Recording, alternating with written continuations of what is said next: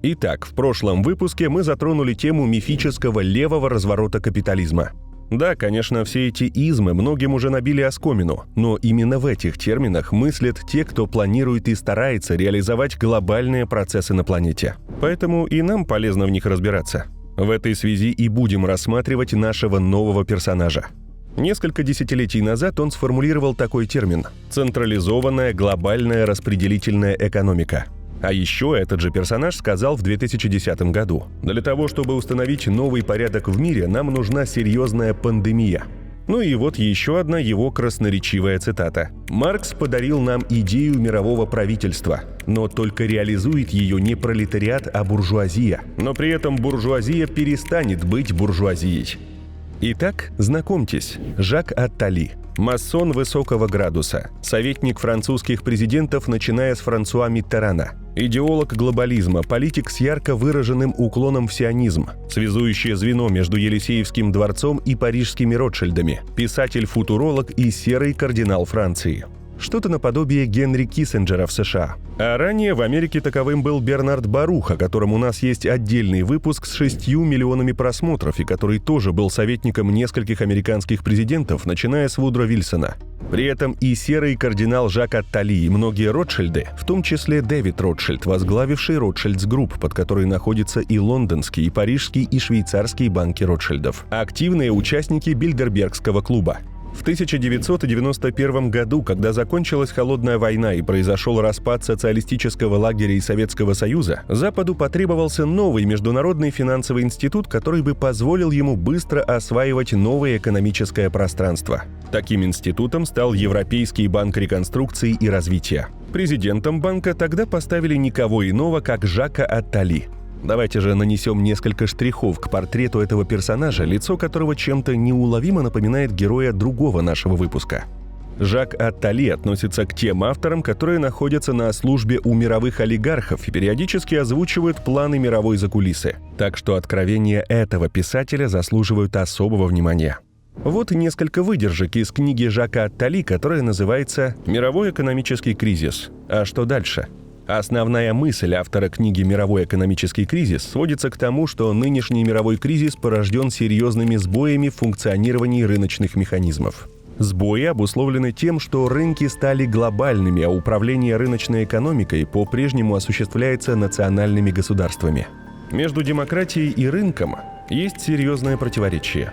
Демократия может существовать лишь на определенной территории, в то время как рынок границ не знает, будь то капиталы, технологии, труд, имущественные блага.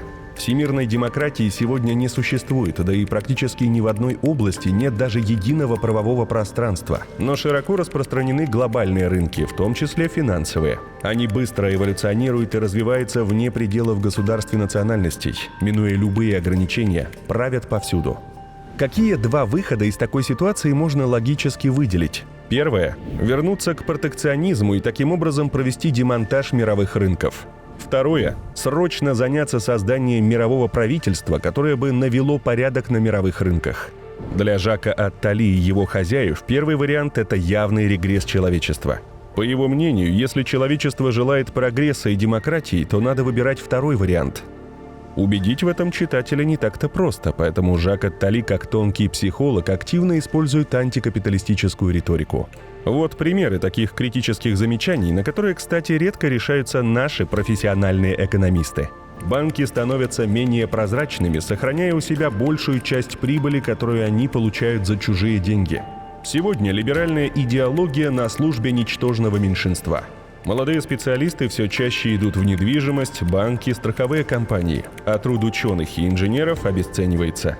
Мы имеем дело с чистым рынком, антисозидательным, непродуктивным и несправедливо распределяющим ресурсы. Как можно не верить автору после таких смелых откровений? Второй психологический прием раскрывать преимущества второго варианта решения проблем современного капитализма – создание мирового правительства, используя позитивную лексику. Всемирная демократия, глобальный суверенитет, всеобщий порядок. Так создается иллюзия того, что нам обещают что-то наподобие развитого коммунизма в мировом масштабе. Тот самый левый разворот к социальной справедливости в масштабах всей планеты. Вот одно из ключевых мест работы.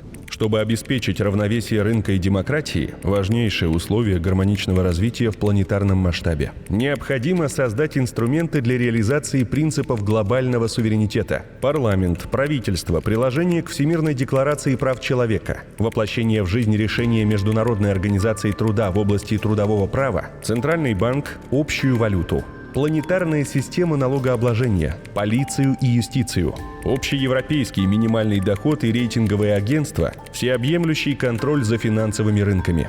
Создание мировой валюты, которая не привязана ни к какой национальной денежной системе, ключевой момент. Жак Аттали при этом высказывается достаточно критически в отношении доллара США. Не потому, что он европеец, ратующий за интересы Франции и Европейского Союза, а потому, что он думает и действует как глобалист.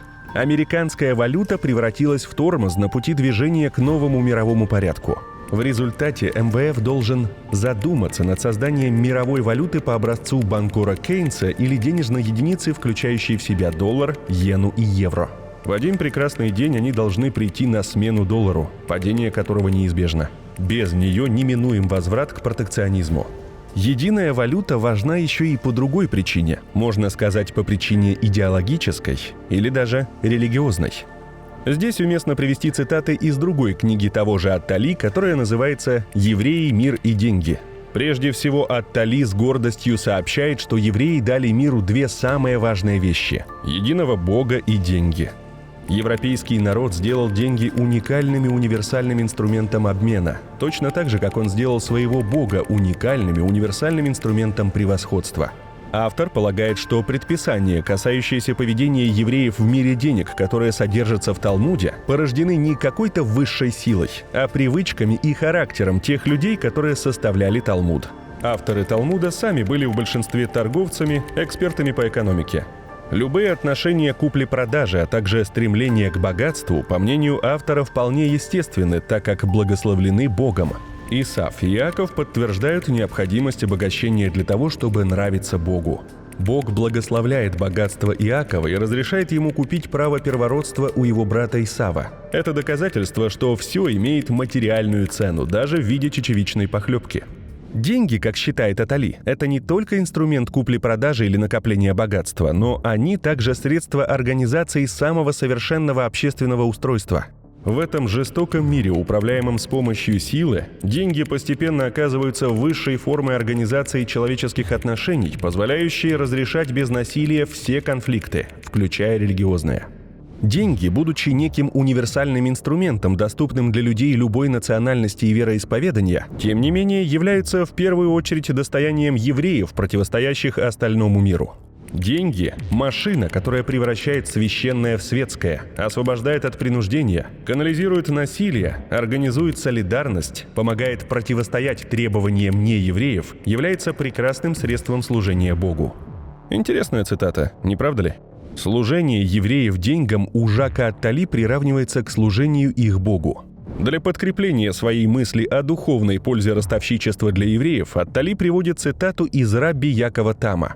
«Это почетная профессия. Ростовщики зарабатывают деньги быстро и достаточно, чтобы отказаться от других профессий и посвятить себя религиозным занятиям». Но мы слегка отвлеклись. Теперь цитата о том, что переход к подобным вещам – единой валюте, единому центральному банку, единой полиции и юстиции – плавным быть практически не может. И такой переход можно ускорить с помощью мировых потрясений. Очевидно, все это появится еще не скоро. Процесс будет долгим и сложным, как создание ООН накануне Второй мировой войны. И, наверное, придется подождать еще более страшной войны, чтобы перспектива таких реформ воспринималась всерьез. И еще одна похожая цитата. Вероятно, ничего или почти ничего из предложенного не будет сделано, пока катастрофа, которой, разумеется, никто не желает, не произойдет, никто, особенно Соединенные Штаты, не согласится подчиниться общему наднациональному решению. Потребовалось тысячелетие войн, чтобы европейцы смирились с самой мыслью о единстве. Вот такая картина будущего от идеолога-глобалиста, которая показывает, какими средствами хозяева денег планируют это будущее реализовать. Но, как говорится, на каждую хитрую многоходовочку всегда найдется какой-нибудь неучтенный фактор с резьбой. На этой позитивной ноте и закончим. По традиции, благодарим за просмотр, оценку и до встречи в следующих выпусках на нашем канале.